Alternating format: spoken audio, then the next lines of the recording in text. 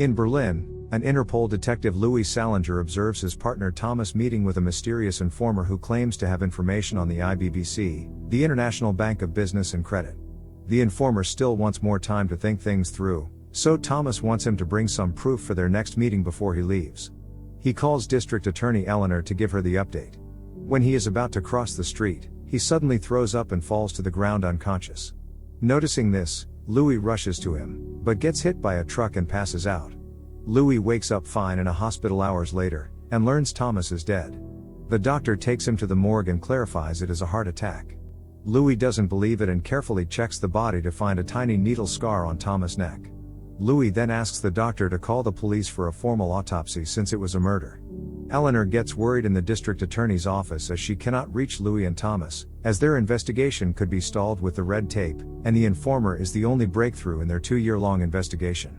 Soon they receive a call from Louis, who informs Eleanor about Thomas' death. She immediately flies to Berlin, where she joins Louis for a meeting with the federal police. Louis claims Thomas was poisoned, but the police find no evidence confirming that. Since the tests were negative, they wonder what makes him so sure it was a murder. Eleanor and Louis are forced to admit that they have been investigating the IBBC after obtaining corresponding intelligence indicating that this bank has become a choice for money laundering, organized crime, and arms dealings. Louis also gets worried about the informer as he is unable to contact him for 12 hours, and they don't know his identity. The police aren't happy as they were not informed about that investigation and warn them to stop pursuing IBBC until they provide compelling evidence. They also suggest Louis be careful with his actions due to his history. While leaving, Eleanor asks Louis what he did in the past to have a warning like that, but Louis refuses to answer. The following morning, IBBC executive Wexler meets with the consultant to give him the news about Calvini, Italian prime ministerial candidate and arms manufacturer, who has closed his deals with the bank. So Wexler wants the consultant to take care of him. Meanwhile, Louis comes across the news of the death of IBBC's senior vice president Clement, who died in a mysterious road accident. The following morning in the Interpol headquarters, Louis' senior Victor finds him in the office covered by the research. Louis assures him that Clement was the informer and got killed for being the rat. He also found that the time in the gendarmerie's preliminary accident report contradicts the statement given by the IBBC chairman, Jonas Skarsen. Louis wants to confront Skarsen and trap him with his lie. He flies to Luxembourg and arrives at the IBBC headquarters, where he spots Skarsen with Wexler, but they overlook him. Moments later, Louis meets Mr. White, the bank's legal counsel and the commissioner of the gendarmerie. Louis gets frustrated that he won't be able to meet with Skarsen as scheduled, but he explains his visit regardless, pointing out the time difference between the report and Skarsen's statement. The commissioner grabs the report and tells him it was a clerical error. Louis was left with no choice but to leave, where he gets a call from Eleanor telling him that the results of the tox analysis they ran on Thomas' body are inconclusive, as there are trace elements of cyanide, but not high enough to consider it as poisoning. Suddenly a mysterious person bumps into him, leaving him paranoid. He grabs that person violently thinking they are also trying to poison him, but she is just another bank customer. Later that evening, Eleanor calls Clement's wife to see if she has any information, but the woman refuses to be bothered. Eleanor then informs her that her husband was most likely killed and it's not an accident, and she leaves her a phone number in case she recalls anything. Moments later, Eleanor gets a message from Clement's wife, who says she had no idea that her husband was meeting with Interpol but was in contact with Calvini regarding illegal weapons. Meanwhile, Louis arrives at Victor's residence to inform him how IBBC bribed the gendarme to change the report. Victor invites Louis inside, but Louis takes Victor's phone and breaks it, discovering a hidden bug within. Victor offers to take his dog under a cover while they talk outdoors, and Louis says that he discovered bugs in his apartment as well, and the same with Eleanor. Victor wants to inform their superiors, but Louis refuses, saying they would miss the opportunity to catch them if they raised alarms. Louis shows him a picture of Clement talking to Calvini and explains what Eleanor has discovered so far, and Victor agrees to let him fly to Milan. Somewhere else, a mysterious sniper is shooting a specific bullet, which he places in a box and delivers to Italy, where police captain Barillo picks it up. When Louis and Eleanor arrive in Milan, they meet Inspector Ceruti, who oversees Calvini's campaign event.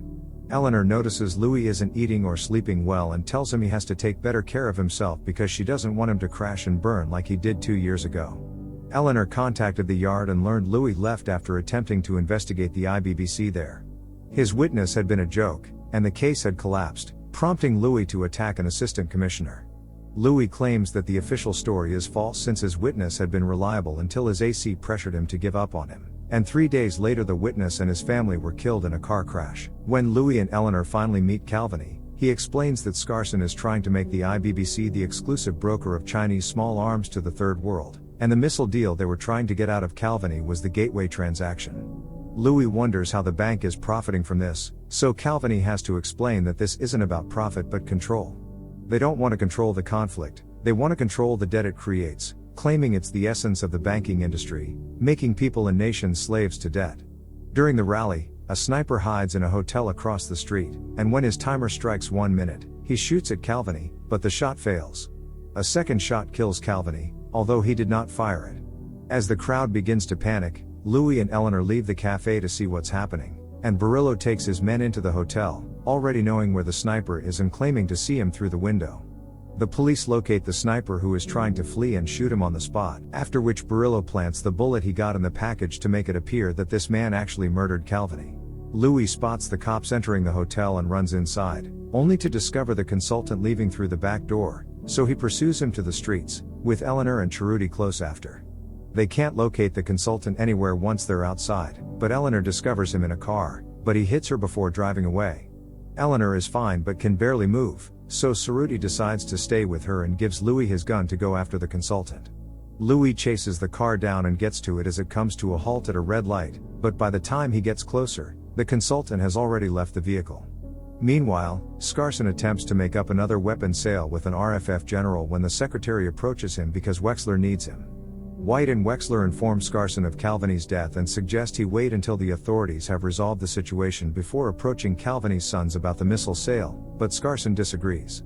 He doesn't want to risk having issues with the transaction, and they should approach the sons now because they would have jumped on the offer if it weren't for their father's interference. Cerruti informs Eleanor and Louis of the clues he found.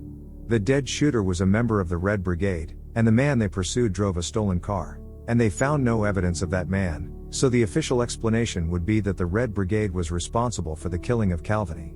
Louis does not believe it and suspects the man has been set up, so he gets Cerruti to allow him and Eleanor to see the murder scene. They use 2 flag sticks to track the trajectory of the bullets left on a column. Then Louis looks through the holes to find one was fired from the hotel room, but the second came from the hotel's roof. Louis and Eleanor walk to the roof, discovering plenty of room for a sniper to hide. Louis believes the deceased sniper's stopwatch may have synchronized, but Eleanor points out a problem. 2 gunshot casings were discovered in the room. Ballistics confirmed they matched the weapon. If the kill shot had come from the second killer from the roof, 3 bullets would have been fired. Louis is at a loss for what to do until he comes upon a puddle and gathers a crew to remove the water with specific equipment, discovering a footprint that seems familiar. When they get to the office, Louis shows Eleanor and Cerruti a picture of the same footprint found at the crime scene where a former IMF executive director was murdered last year. Cerruti sends the footprints to the lab, which verifies that there is a high likelihood of a match. They also find the tread pattern is from a special shoe manufactured for a metal leg brace. Louis insists that the evidence be submitted to the FBI to check the match, but before they can proceed, Barillo arrives and warns them that they must leave the country since this is his investigation. Cerruti can't help since Barillo got permission from their Interpol superiors. Later at the airport, Eleanor notices the metal detector and concludes that if the second shooter fled the country, the security cameras should have captured him removing the metal leg brace to pass the check. Cerruti talks to the airport guards and gains access to the recordings, but the consultant is difficult to spot since he knows where the cameras are and constantly keeps his face turned away. An airport employee checks the flight data and confirms that this person has left the country and is now in New York.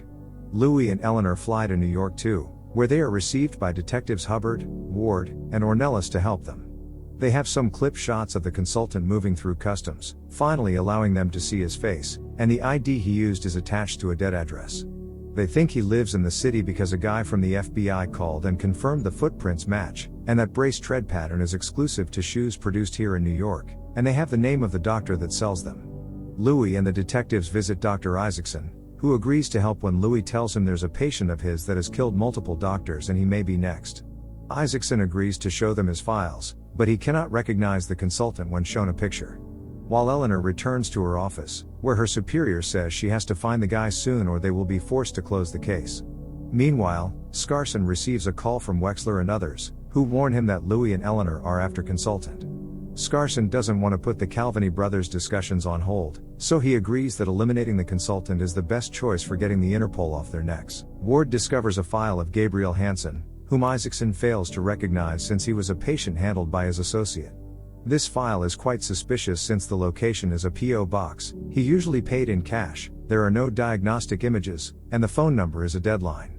Each visit record also had the letters GT next to it, which Isaacson explains they called a Go Taxi for the guys since they had a kickback account with the firm. They share all of the leads with the police station and receive an address in reply.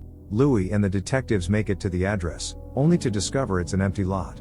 Ornelas crosses the street to grab breakfast and spots the consultant going by.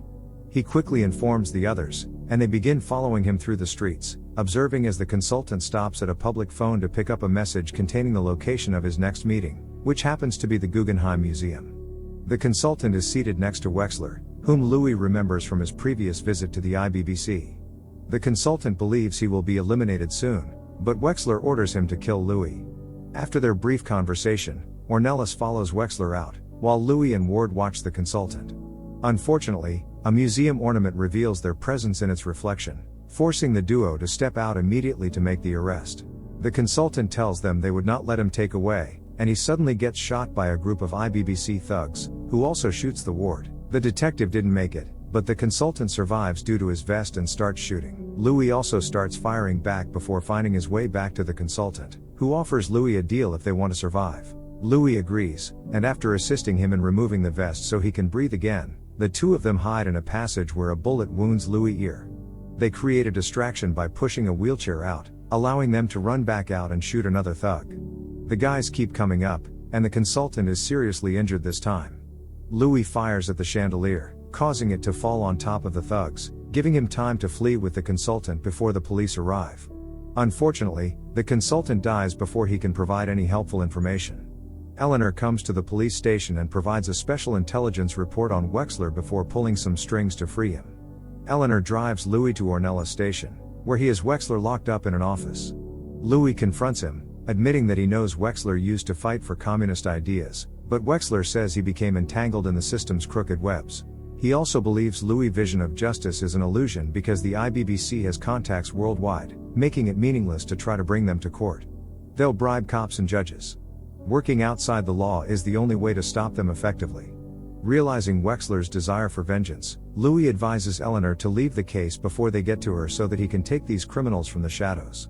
Later in Italy, after Louis informs Calvini brothers that the IBBC murdered their father, they cancel their meeting with the IBBC. White and his colleagues are kicked out of the Calvini offices, and White calls Scarson to inform him of the situation, but he never returns to the city. The authorities cannot locate the vehicle or its driver, so they believe the Calvini brothers are trying to send them a message. Wexler reminds out that they could only sell their old malfunctioning missiles to Sunai, the man selling to the Israeli government, and that they were planning to keep him quiet with a large sum of money. Scarson approves the idea, and Wexler schedules a meeting with Sunai before calling Louis to inform him of the details. The next day, while Scarson waits for Sunai in an Istanbul cemetery, Wexler pretends that he needs to use the restroom and meets with Louis in private to give him a recording device with a radio attached to a concealed bug Wexler planted on Scarson's jacket. Louis has to record the point where Scarson tells Sunai about the faulty missiles so that they may show it to all of the IBBC's clients and prove they're a scam. As a result, everyone's orders will be cancelled, and the bank will fail. When Sunai arrives, Scarson requests a private conversation with him. Louis had been keeping a safe distance from them, but as they enter the tunnels, the signal begins to break, forcing Louis to pursue them while Wexler waits outside and gets approached by a mysterious man. Louis manages to hide behind columns for a time in the tunnels and hears them discussing the delivery of the weapons. However, before they even begin to discuss the malfunctioning missiles, Louis runs into a swarm of bats, alerting the guards to his presence, and he is escorted away without recording the most crucial part. By the time Scarson and Sunai show up, their meeting ends, and they are leaving. Scarson approaches Wexler only to discover that he is dead. He finds Louis behind him as he emerges, and he decides to go to the streets and hide in the crowd. Louis also approaches Wexler and grabs his concealed rifle from his clothes. He then pursues Scarson, who sees Louis approaching and attempts to flee by running over the roofs. When Scarson finds himself at a dead end, he informs Louis that killing him is meaningless since someone else will take his place and the IBBC will continue, which causes Louis to reconsider. Suddenly he gets shot by a hitman hired by the Calvini brothers. He takes the gun from Louis and kills Scarson. He then thanks Louis before leaving. Louis is shocked, unaware of what to do now that his investigation has yielded no results. As Scarson predicted, someone else took his job, and the IBBC continued to grow. However, their aggressive methods and incredible development become too suspicious for the government, and the American Senate eventually allows Eleanor to go all out with a full investigation. Thank you for watching. Make sure to subscribe and turn on notifications to watch more videos like this.